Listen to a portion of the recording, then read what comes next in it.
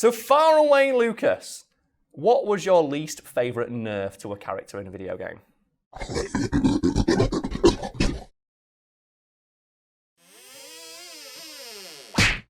Sumo is a combat sport in which massive barrel-shaped men try to kick the ever-loving fuck out of one another.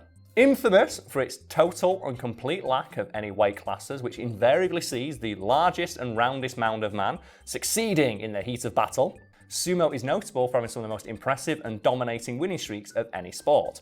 Perhaps the most notable is the winning streak of a guy called, and I hope I pronounce this correctly, Seki Tadakichi, a wrestler so dominant he had to be nerfed in real life. And to not cause offence to the weebs, I'm going to refer to Mr. Tadakichi by his in-ring name of Raiden the Thunderbolt. He was born in the late 18th century, and he was noted as being almost comically well-suited for sumo, just by virtue of being so massively large.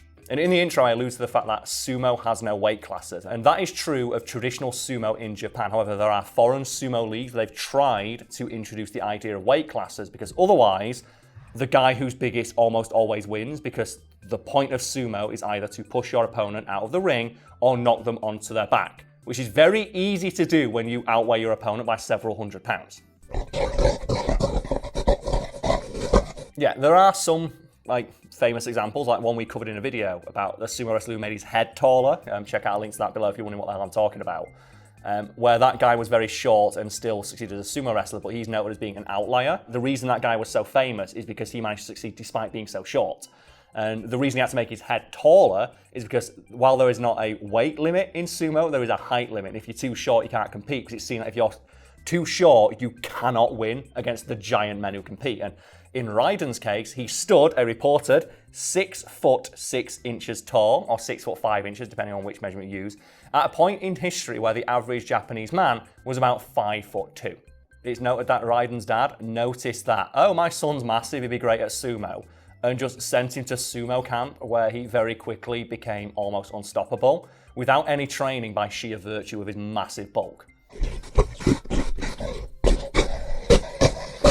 No, reportedly his dad wasn't that tall, it's just his son was just extraordinarily large for no discernible reason, and as a result was just well suited for sumo, and he was able to win many of his early bouts just through sheer brute strength. And I can now only think, because this guy's called Raiden, and he was winning through sheer brute strength, we have to mention the meme.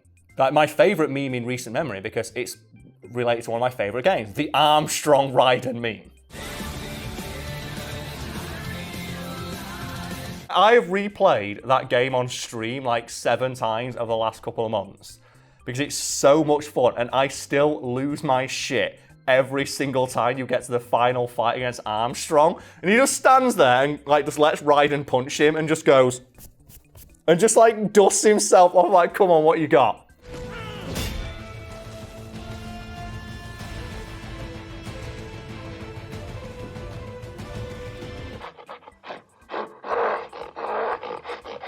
My reasoning is, it's a meme at the moment, so a lot of people are replaying and realizing, holy shit, this game's rad.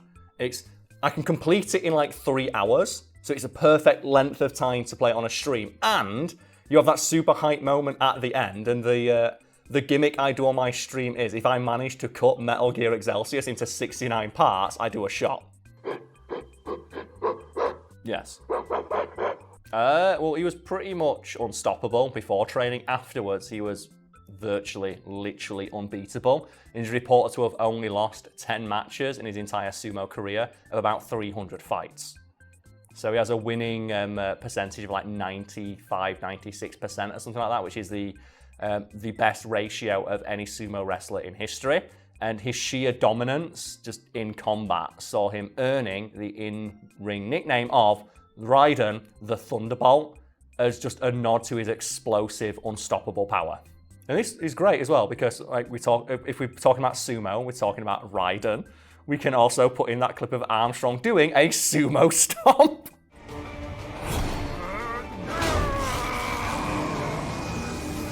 Oh, you've got to be kidding me. Because there's a bit I think in the Jetstream Sam DLC, where he does a sumo stomp and screams and just helicopters start flying at him as he absorbs all of their helicopter power into himself.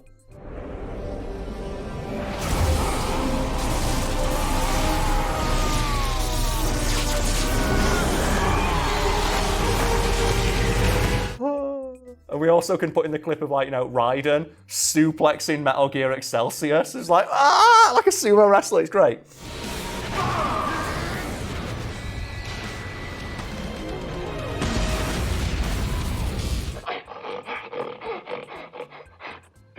No, you just added a few frames to his normals. And they nerfed him in real life by telling him, okay, you're too good.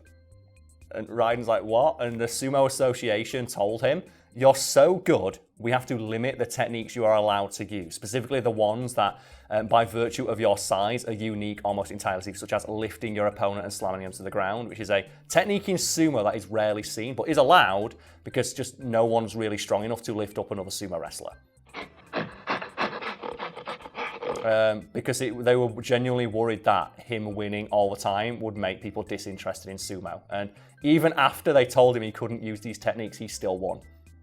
And he only lost 10 bouts. And it's likely that if they'd not nerfed him, he would have basically won every single match he did, because he was able to instantly win near enough every sumo bout by just slamming the person to the ground. That reminds me of, there is a guy, I think he's called Alexander Karelin, and he was a Soviet-era wrestler.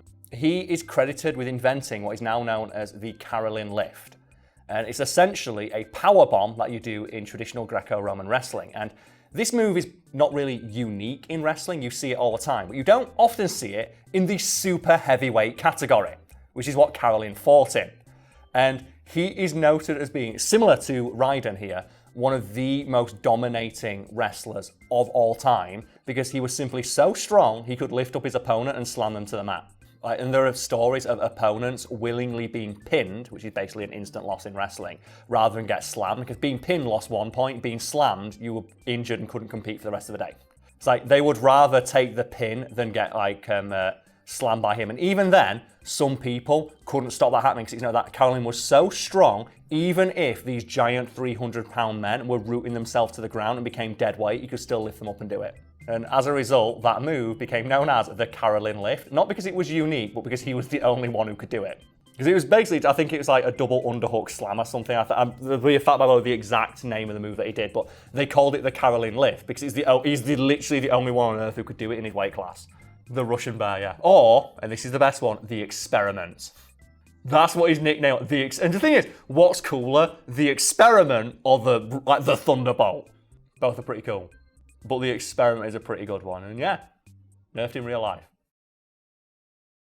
And I'm not sure when this video is going to go out, so I'm not sure what we can talk about in regards to the plans for it. But at the very least, I think we can announce now that around the time this is going out, there will be a secondary hillfest stream that has been organised by Nisha. Or if you happen to be watching this video a few weeks or months after the fact, we'll no doubt put a link to the edited version of that stream below. But I believe we're playing horror games at Nisha's behest, and she's picking a bunch of those out for us. But there's other plans for the future, such as a 24-hour stream where we're all going to take shifts, streaming for 24 hours. And I already know what I'm doing for mine.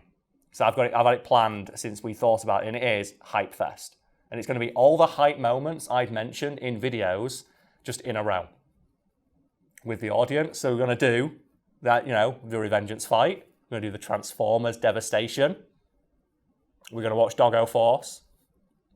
And I'm going to put out like a poll beforehand to let audiences vote on what they think the hypest moments from the channel were, so we can go through all that. And I'm going to do just 6 hours of getting hype for my blog. And that sounds like a fun one. We're going to buy props and stuff like that. I think for Nisha's thing, we were talking about it yesterday in a meeting, and I went, we're all wearing costumes, right? So, what? No, it's early Halloween, we're wearing costumes. I'm coming in a costume. You can't stop, I'm going to turn up in a costume. And we're going to get costume. We've got a skeleton. Don't worry. Oh God, no, I dropped the mic. We've still got a skeleton from our Halloween videos. He's coming in. We're going to get Bonely on stream. We're going to do it. We've still got the dumb Halloween decorations from all those. We're going to spook this place up. Oh, no, there we go. We're going to spook this place up, get spooky. Get spooky for everybody. It's going to be fun. But check it out at the links below.